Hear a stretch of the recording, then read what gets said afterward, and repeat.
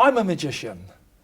Now my job involves a lot of physical interaction between me and members of my audience.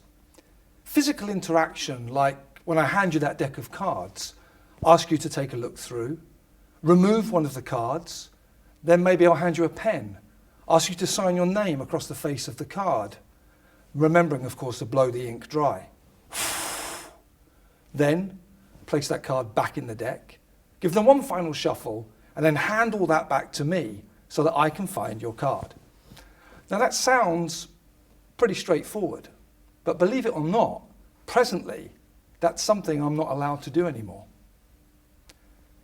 In 2020, when the COVID-19 pandemic arrived, my industry, entertainment, was one of the hardest hit.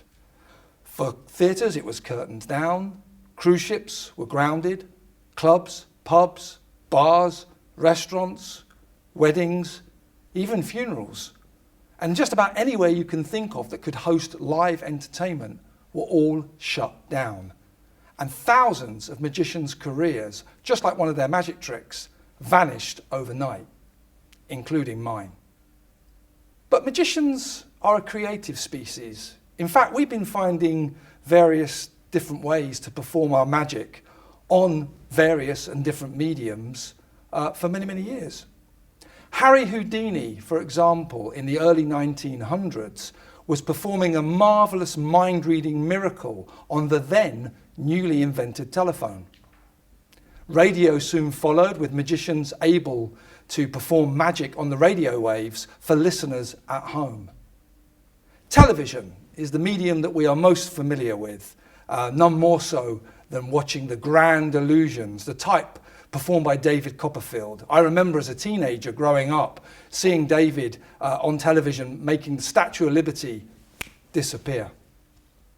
And now there is a new genre of magic, and it is one that has been born in response to the post-pandemic world, and it's been dubbed virtual magic. So what is virtual magic? Well, a virtual magic show is a show that you watch using your laptop or computer, and the performer is on the other end, and you're connected via Skype or Zoom. So what's the difference of watching a show like that as opposed to watching a show on television? Well, the key difference is a virtual show is completely interactive. That means your choices, your decisions are all reflected in the performance in real time. In many cases, the magic happens in your hands at home.